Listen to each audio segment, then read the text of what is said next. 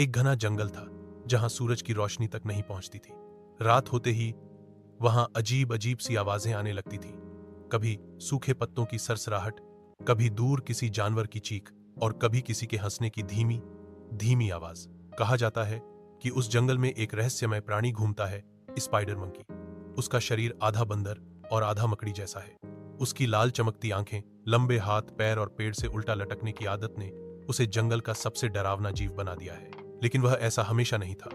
बहुत साल पहले वह एक साधारण बंदर था, लेकिन एक रात जंगल में एक पुरानी और खौफनाक चुड़ैल से उसका सामना हुआ। चुड़ैल ने उसे पकड़ लिया और उस पर काला जादू कर दिया। उसी दिन से वह बंदर एक श्रापित प्राणी बन गया, स्पाइडर मंकी। वो दिन में कहीं नहीं दिखता, लेकिन जैसे ही अंधेरा फैलता है वह जंगल में दिखाई देता है। कई लोगों ने उसकी झलक देखी है, पेड़ों के बीच से झांकती लाल आंखें, तेजी से फुर्ती से चलता शरीर, और उसके आने के बाद पसरा सन्नाटा। एक दिन दो बच्चे, राजू और मीना, जंगल के पास खेलते हुए अंदर चले गए। पहले तो सब सामान्य लग रहा था, लेकिन अचानक हवा थम गई और पेड़ों के पीछे से दो लाल आंखें चमकी। तभी हवा में उड़ती हुई एक भयानक चुड़ैल उनके सामने आ गई। उसके बाल बिखरे हुए थे, आंखें आग की तरह जल रही थीं और उसके बालों से खून टपक रहा था।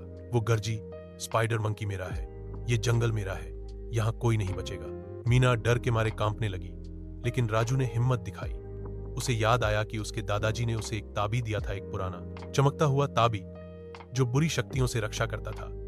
उसने वो ताबी निकाला और चुड़ैल की तरफ उठाया। जैसे ही ताबी की रोशनी चुड़ैल पर पड़ी, वो चीख उठी। उसकी आवाज पूरे जंगल में गूंज गई। उसका शरीर जलने लगा और धीरे धीरे वो धुएं में बदलकर हवा में गायब हो गई। उसी समय स्पाइडर मंकी की आंखें बदलने लगीं, उसका शरीर कांपने लगा और कुछ ही देर में वह एक आम बंदर बन गया, डरा हुआ लेकिन अब आजाद। बंदर चुपचाप जंगल से दूर चला गया। राजू और मीना वापस घर लौट आए, लेकिन उस रात के बाद से कभी कभी जंगल से अब भी फुसफुसाहटें आती हैं। कभी कभी लाल आंखें फिर से झांकती हैं। शायद चुड़ैल पूरी तरह गई नहीं है, शायद अगला शिकार कोई और होगा।